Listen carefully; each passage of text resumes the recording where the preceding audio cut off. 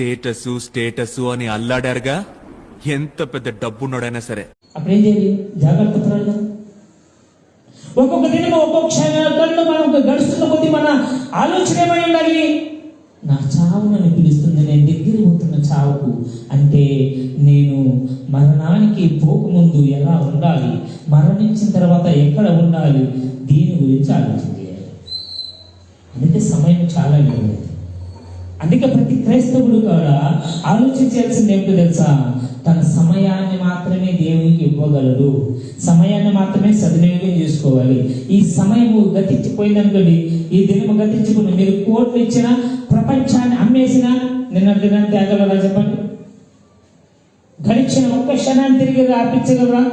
సూర్యుని తిరిగి రప్పించగలరా?